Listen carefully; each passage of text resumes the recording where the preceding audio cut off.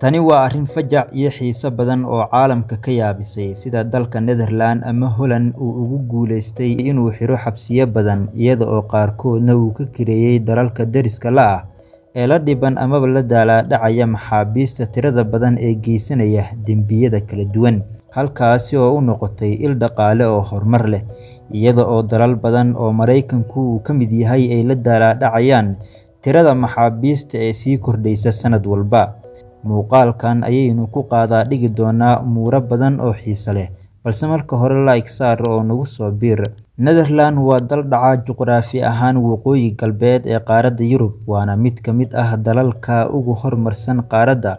Siyaasad ahaan waa nidaamka baarlamaaniga ah, iyada oo awoodda uu leeyahay ra'iisul wasaaraha.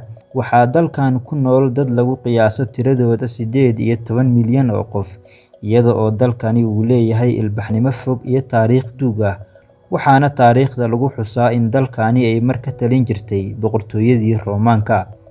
Waxa uu dalkani ka mid yahay dalalka loo yaqaano aasaasiyaashii reer galbeedka kadib dagaaladii lagu hoobtay ee soo maray dunida, kii koowaad iyo kii labaadba. Dalkani waxa uu ka mid noqday Midowga Yurub iyo gaashaanbuurta NATO. Wixii ka dambeeyay 90meeyadii, dalka Netherland waxa uu la daalaa-dhacayay dembiyada ay geystaan burcadka, iyada oo xargaha ay goosteen tirada maxaabiista. Kadib markii ay dowladdu u caalweysay maarayntooda, waxa ay dowladdii xilligaasi go'aansatay dhismaha xabsiyo tiro badan si loo xakameeyo dembiyadooda. Balse 10 sano kadib waxaa dhacay wax la yaab leh. Sanadkii 2015 wax walba waa ay isbedeleen, waxaana gebi ahaanba yaraaday dembiyadii ay geli jireen dadku, taas oo la sheego inay sababtay nidaamka siyaasadda xabsiyada oo wax laga bedelay. Netherland waxaa hoos u dhacay tirada maxaabiista qiyaastii 25%.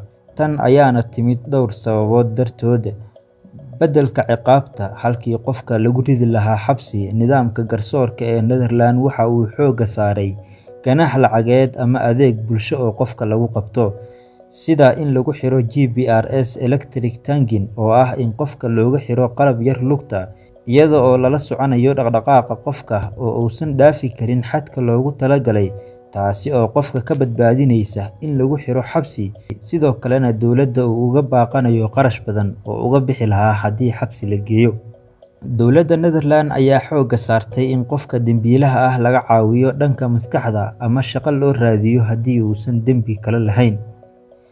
Intaasi kadib, dowladda Netherland ayaa xirtay in ka badan 20 xabsi, kuwaasi oo la waayay hal qof oo lagu xiro, halka dalalka deriska la ah Netherland ee Belgium-ka iyo Britain ay wajahayeen ciriiriga xabsiyada dalkooda. Waxa ayna Netherland qaaday tillaabo ugub ku ah caalamka, iyada oo bilowday in xabsiyadeeda faaruqa ah ay ka kirayso dalalka Belgium-ka iyo Norway, taasi oo Netherland u noqotay il dhaqaale oo wax ku ool ah, halka dalalka kale ay u noqotay meel ay kaga kaaftoomeen dhismaha xabsiyo ku kici lahaa balaayiin dollar. Heshiisyada kireynta xabsiyada ayaa ah kuwo udub dhexaad u ah nidaamka xabsiyada.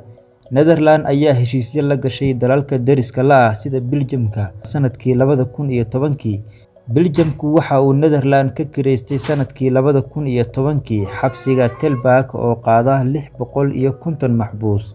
Sababtuna waxa ay ahayd in xabsiyada Belgium-ka ay aad u buuxsameen, waxaana halkii qol lagu xirayay ilaa iyo 3 maxbuus, halka loogu talagalay ilaa iyo 1 maxbuus. Sanadkii 2015, Norway waxa ay kireysatay xabsiga Norgerhaven ee ku yaala waqooyiga Netherland, waxa ayna ku bixisay lacag lagu qiyaasay 25 milyan oo euro sanadkii, si halkaasi ay ugu xirto in ka badan 242 maxbuus oo la waayay goob kale oo lagu xiro. Kireynta xabsiyada Netherland ma ahan oo keliya in ay dhismaha bixiyaan, balse waxaa jira shuruudo kale oo adag. Maamulka iyo ilaalada xabsiga inta badan waa dad u dhashay dalka Netherland ama Dutch ah, hase yeeshee maamulka sare ee xabsigu waxa uu ka yimaadaa dalka kireystay xabsigaasi.